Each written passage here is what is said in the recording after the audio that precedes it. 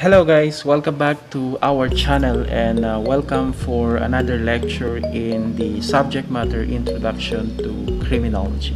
Please don't mind my background. The backstory with regards to this is also uploaded in this channel, so please don't mind it. I just want to have or conduct a lecture because I miss a lot of lectures already, and a lot of topic were not discussed already, and it's now final. So I really do need to conduct lecture despite the circumstances that we are currently in. So for today's topic, we will be talking about crime mapping. This is a topic that is part of the introduction to criminology and as well as the law enforcement operation and planning with crime mapping. This is supposed to be a topic, the last topic under the subject law enforcement operation and planning with crime mapping. I delayed the discussion for this on the subject introduction to criminology so that we can be hitting two birds with one stone in this lecture. Okay, on my introduction with regards to law enforcement operation and planning with crime mapping, I discussed the concept of crime mapping already, and it's essential to the field of criminology and the field of law enforcement. So we're going to be talking about the concept of crime mapping in particular and its significance to the field of criminology and as well as in law enforcement. So I'm not going to talk about crime mapping in its wider scope, since if we're going to talk about the crime mapping in its broader perspective, I think that would need at least a semester to talk about that. So we're just going to be discussing the essentials of crime mapping.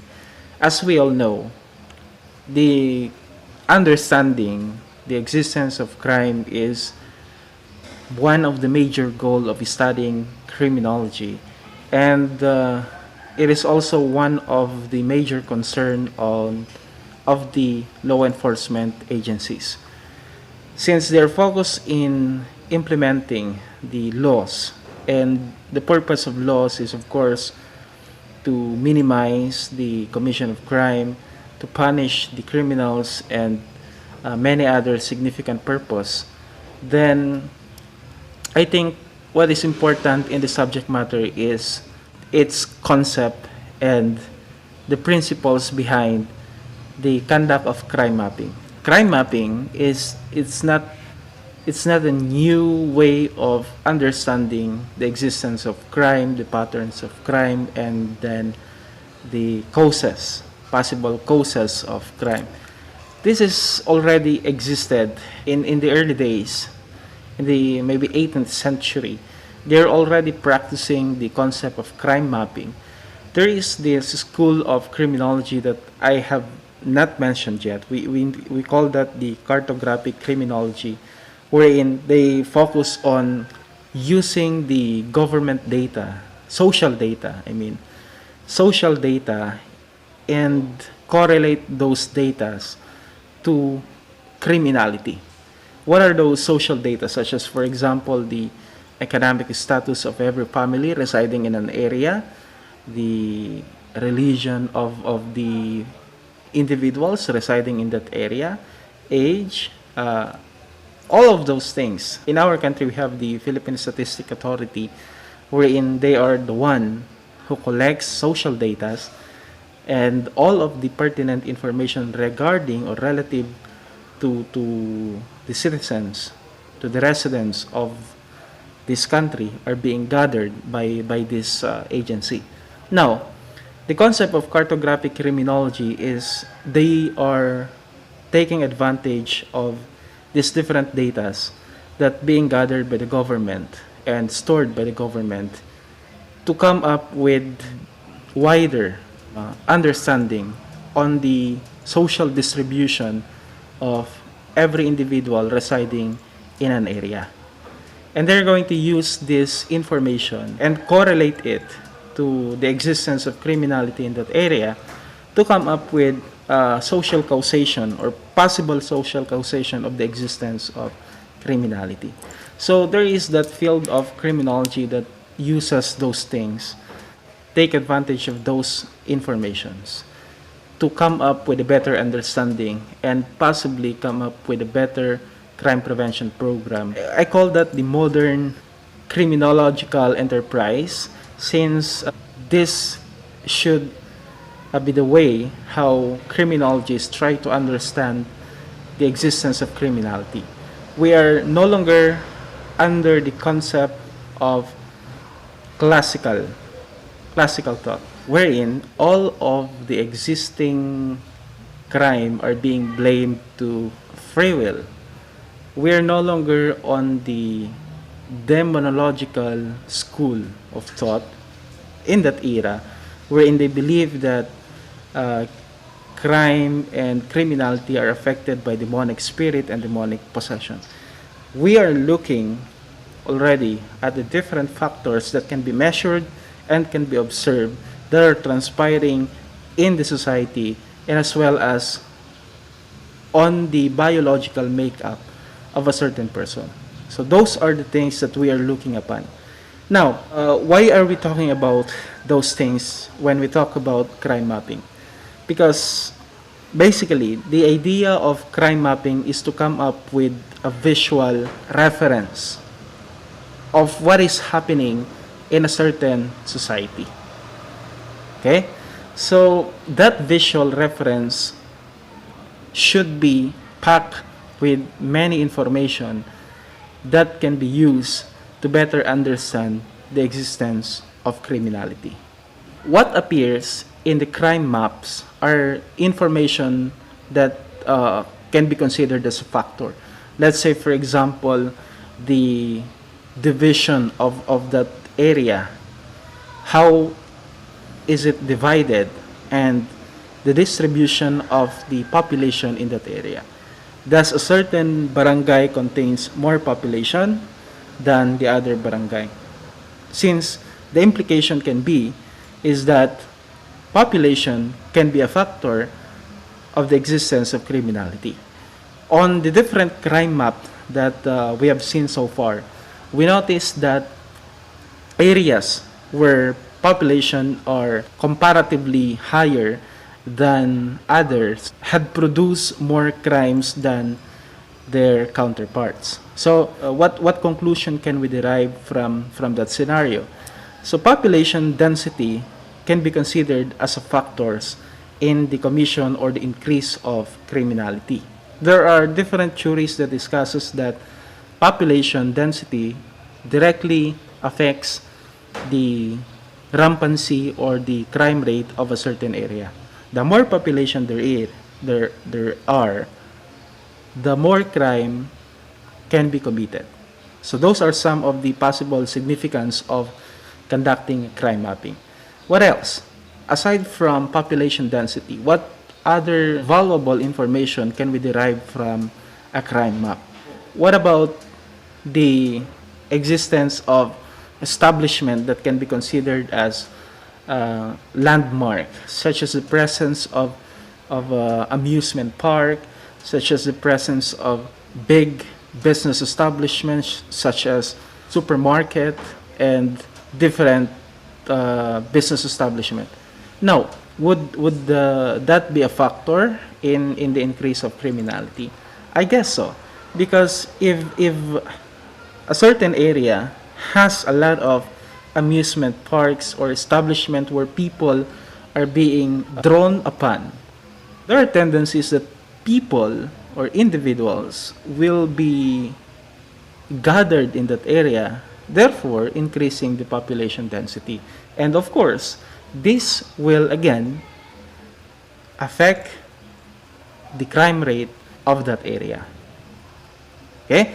There are other information that are also important under the crime map, such as the distribution or the division of the society in terms of literacy, in terms of ethnic groups, in terms of religion, and many other things. Let's look into literacy.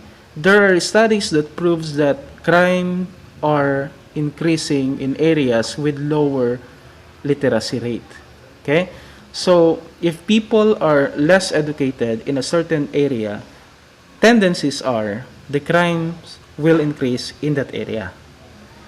So, we can come up with a raw conclusion that education affects the crime rate. Because it seems that if an area is occupied by less educated uh, members of the community, the tendency is that crime rate will increase if they are concentrated in a given location. If we're going to compare that to crime rate being committed, or if we're going to compare that to the crime being committed by areas wherein it is occupied by those educated individual or those who have higher literacy rate. Okay, so these are just some of the important matters that should be looked upon under the crime mapping. The purpose of studying or coming up with a crime map is to have a better understanding on the different social factors that affects the increase of criminality. If the crime map shows, for example, that at a specific area, majority of the crime that are being committed are crimes against property, then there is an interesting findings. What causes that area to have more crimes against property recorded or being committed and recorded compared to other area? So that will make the law enforcement organization and as well as the criminologists to have a problem that must be solved and that must be studied upon. So if you're going to study that area that recorded a higher property crime rate compared to other groups, you should look upon the different factors that may have contributed to the significant rate that they have relative to property crime. So those are the importance or those are the significance of studying the crime map.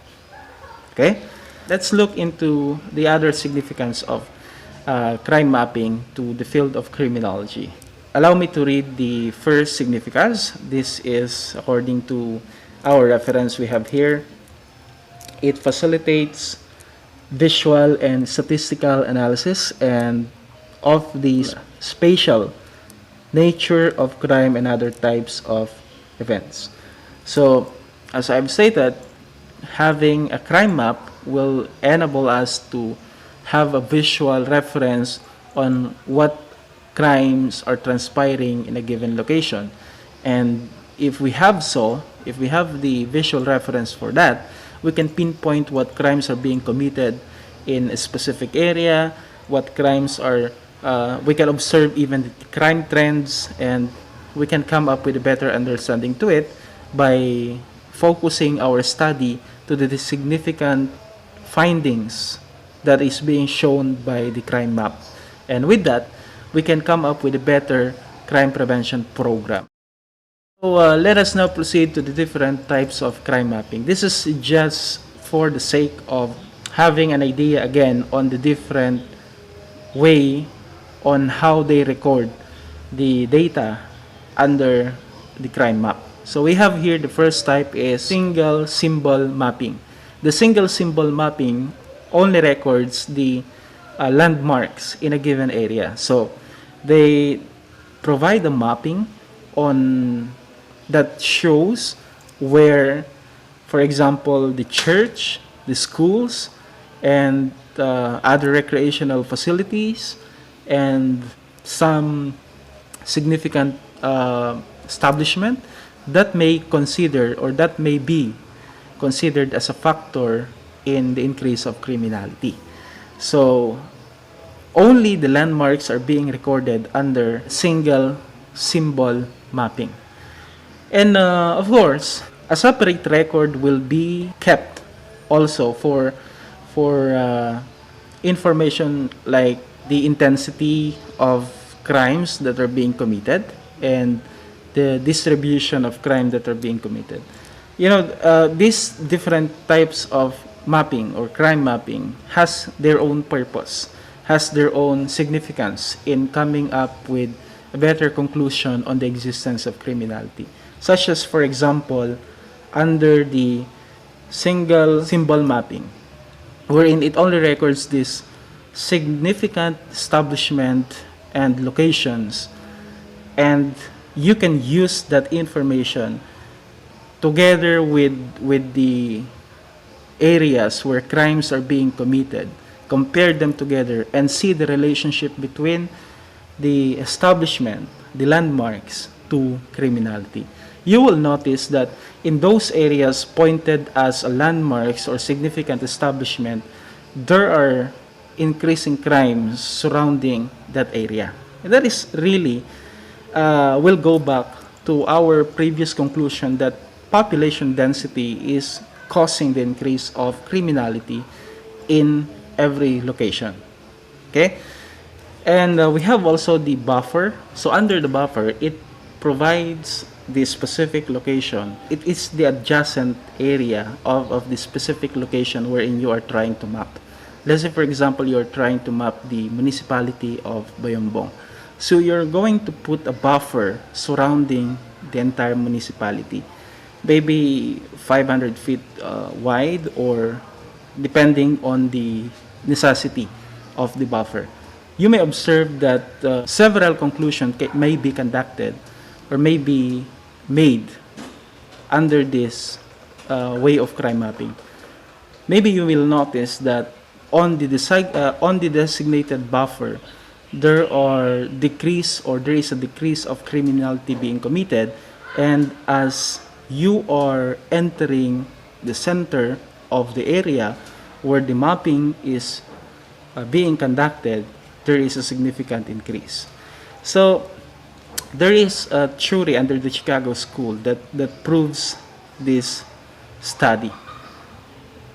We have the concentric zone theory, wherein they divided the area into different zones, and they noticed that as you move further away from the center of the zone, the lesser crime are being committed.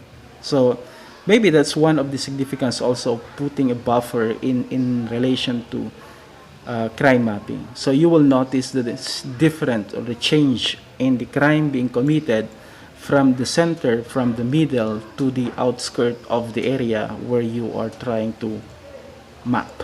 Then we have the graduated mapping, wherein it records the numbers of crime in relation to its rampancy. So some crime map provides that as a legend, and some of them shows that the smaller the dot, the lesser crime are being committed. The bigger the dot, the more crime are being committed. And those are being distributed in areas wherein crimes are being committed. So that shows the numbers of crime are being committed in that area. Again, this is very useful if we're going to use this data in relation to other types of data that we have already at hand if we are doing crime mapping. Since we're not just focusing on a certain data, we must collate and compare and relate all of this data together for us to have a better understanding to the problem that we are trying to solve. And we have also the chart mapping and density mapping. Under the chart mapping, they're using a pie chart or a bar graph to show the rampancy of crimes that are being committed in a given area. So that's just the purpose. The same as with regards to density mapping, wherein they're just showing how rampant or crime is being committed in a given area. So they both use figures or other statistical visuals to show the increasing number of crime in a given area. Okay? So that's with regards to the concept of crime mapping. I do hope you learned something from that lecture, If you have some question with regards to the topic that we discussed, don't hesitate to ask question, and I'll try to provide answer as soon as I can. Okay, so that's it for today. See you next meeting.